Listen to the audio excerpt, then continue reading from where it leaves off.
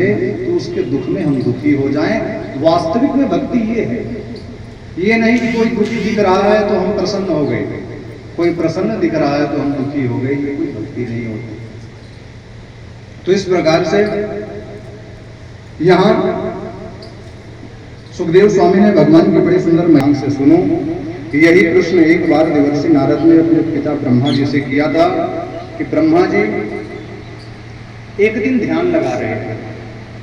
नारद ने सोचा कि ब्रह्मा जी किसका ध्यान लगा रहे हैं, सारा संसार तो ब्रह्मा जी चलाते हैं, सारे संसार को तो ब्रह्मा जी चला रहे हैं, तो फिर ये ध्यान किसका लगा रहे हैं। तो कहते हैं महाराज, नारद ने पूछा कि पिताजी सारा संसार तो आप बनाते हो, फिर आंख बंद से ऊपर भी कोई है। तब ब्रह्मा जी हंसते हुए बोले कि बेटा नारद, मेरे ऊपर भी कोई है। पुनः नारद जी यह प्रश्न पूछने पर कि आपके ऊपर कौन है, तब ब्रह्मा जी ने सृष्टि प्रक्रिया विस्तार पूर्वक अपने पुत्र नारद को सुनाई थी। कहते हैं महाराज, यहां पर किस प्रकार से सृष्टि की संरचना भगवान ने की है वो ब्रह्मा जी ने नारद को सुनाया है। प्रकृति और पुरुष की साम्य अवस्था में लय हो जाता है, साम्य अवस्था में ही सृजन होता है।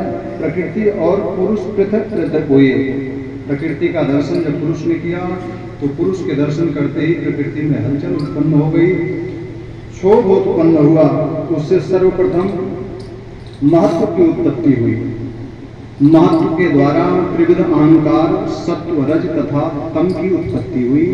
कहते हैं महाराज, तमोगुण के द्वारा पृथ्वी, जल, तेज, वायु, आकाश आदि पंच महाभूतों की उत्पत्ति हुई और इसी के द्वारा पंच तंत्र मंत्राएं शब्द स्पर्श द्वारा उत्पन्न हुई। रजोगुण के द्वारा इंद्रियों की रचना हुई और सत्वगुण के द्वारा इंद्रियों की अधिष्ठात्री देवी